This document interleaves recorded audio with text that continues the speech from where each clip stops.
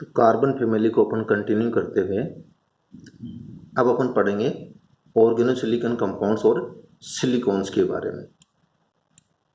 तो सबसे पहले अपन देखते हैं कि जो एल्काइल क्लोरोसिलेंस होते हैं वो किस प्रकार से बनाते हैं।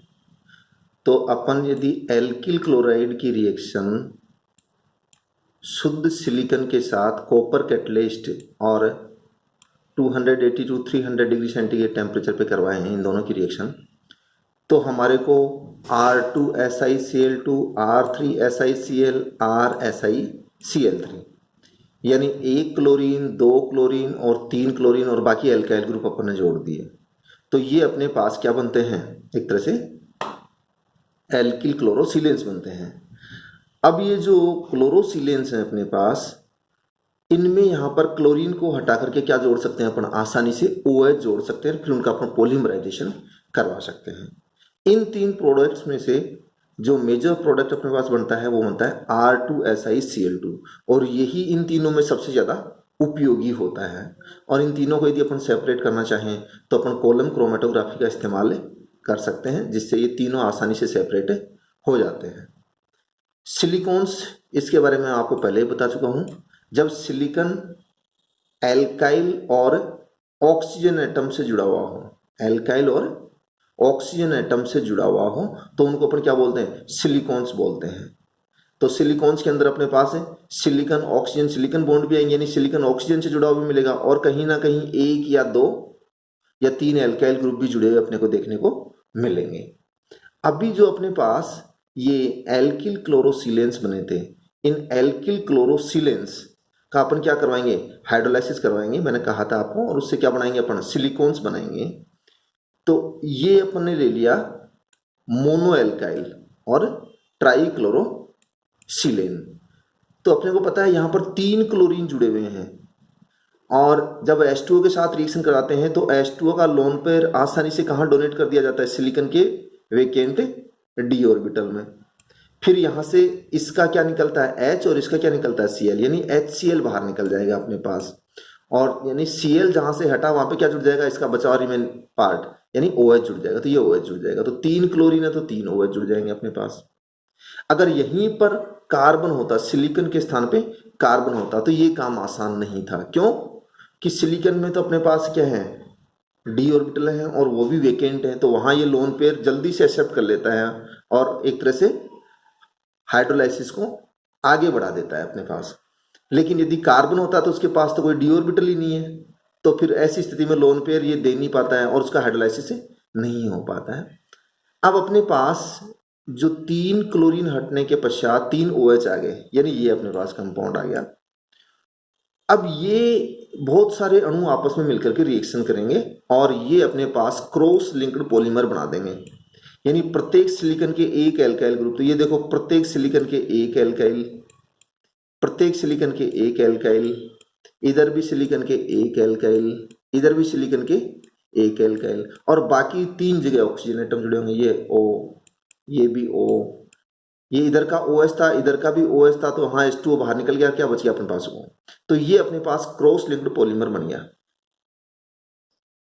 अब अपन बात करते हैं डाई एल्काइल डाइक्लोरोसिलेंस की।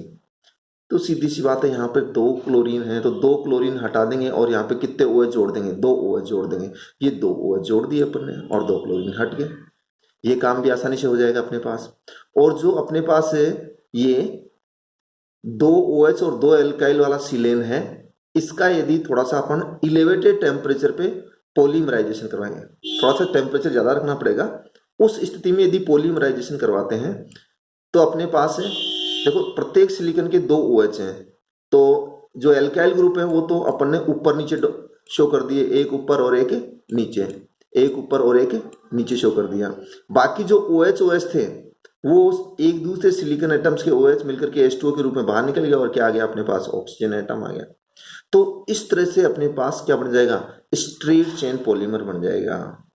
और यही जो अपने पास है सिलिकॉन है, इसको अपन पेंट्स में भी डालते हैं और पेंट्स में जब इसको मिलाया जाता है और मकान के ऊपर जब वो पेंट करने के पश्चात उसकी पपड़ी जमती है, तो ये जो एल्काइल ग्रुप्स हैं ये हाइड्रोफोबिक होते हैं, ये जो एल्काइल ग्रुप्स हैं अपने पास, ये क्या कैसी नेचर के हैं, ये हाइड्रोफोबिक नेचर के हैं। यहाँ थोड़े से एल्काइल दिख नहीं रहे पर एल्काइल हैं।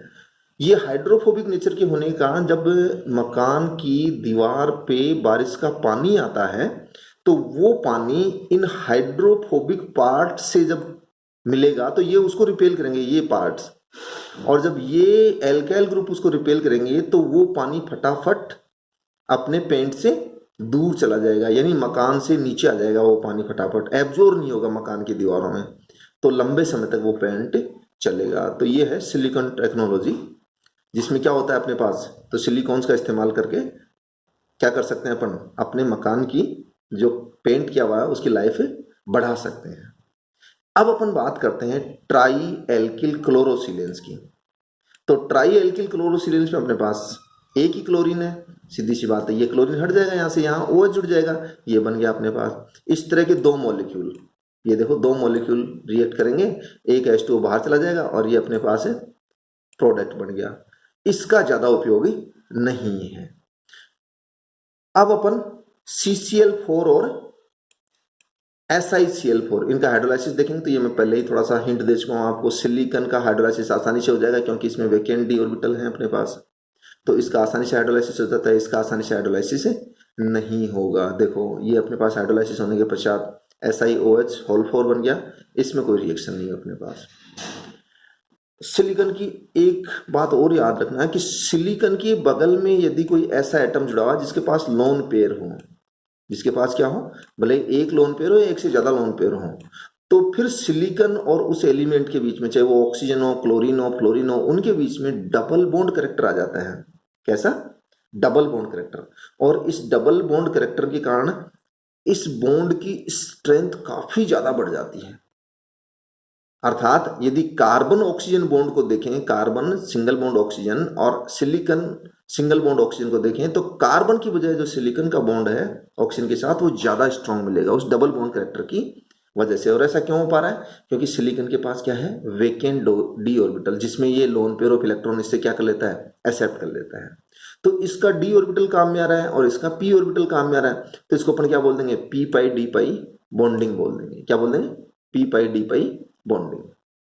अच्छा, एक जो इंपॉर्टेंट चीज है वो याद रखना, जो पिछले वाले पेज पे अपन ने देखी थी यहाँ पर, कि अपने पास R2SiCl2 था, इसका हाइड्रोलाइसिस करवाया, फिर अपन ने इसका ये पॉलीमराइजेशन करवाया था, लेकिन यहाँ पे टेम्परेचर क्या था, इलेवेटेड टेम्परेचर था। तो इलेवेटेड टेम्परेचर तो ये अपने को लॉन्ग चेन वाला क्या मिल जाएगा, पॉलीमर मिल जाता है। लेकिन यदि आपने रूम टेम्परेचर रख लिया, आपने रूम टेम्परेचर पे ये रिएक्शन करवाने की कोशिश की, टेम्परेचर यानी आपने बढ़ाया नहीं, तो फिर आपको जो स्ट्रेट चेन पॉलीमर था उसकी संभावना खत्म हो जाएगी और हमारे पास ये साइक्लिक पॉलीमर्स बन जाएंगे। जैसे ये ट्राइमर अपने पास बन जाएगा, ये अपने पास क्या बन जाएगा, टेट्रामर बन जाएगा। ये तो ट्राइमर बन गया और ये टेट्रामर बन गया। क्लियर?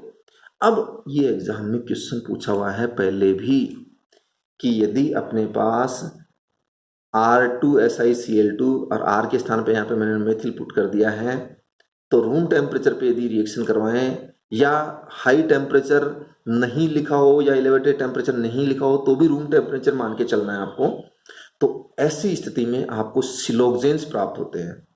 ये जो साइक्लिक कंपाउंड्स इनको बोलते हैं साइक्लिक सिलोक्सेन्स। और साइक्लिक सिलोक्सेन्स में अपने पास या तो कितने मेंबर रिंग बनेगी, याद रखना, ये 6 मेंबर रिंग जो नेट में एक बार पूछी जा चुकी है, और ये अपने पास 8 मेंबर रिंग। तो ये याद रखना, एक 6 मेंबर रिंग है और एक 8 मेंबर रिंग है। और इसमें भी याद रखना सिलिकॉन और जो ऑक्सीजन एटम है वो ऑल्टरनेटिव ऑर्डर में जुड़े हुए हैं। और यहाँ प्रत्येक जो सिलिकॉन है उसके 4 बॉन्ड टेट्राहेड्रल मैनर में अरेंज हैं। चारों बॉन्ड कैसे हैं, टेट्राहेड्रल मैनर में अरेंज हैं। तो ये अपने पास कार्बन फैमिली के बारे में बातें थी। अब अगले वीडियो में अपन ग्रुप 15 एलिमेंट्स के बारे में चर्चा करेंगे, वो बाद में देखेंगे अपन।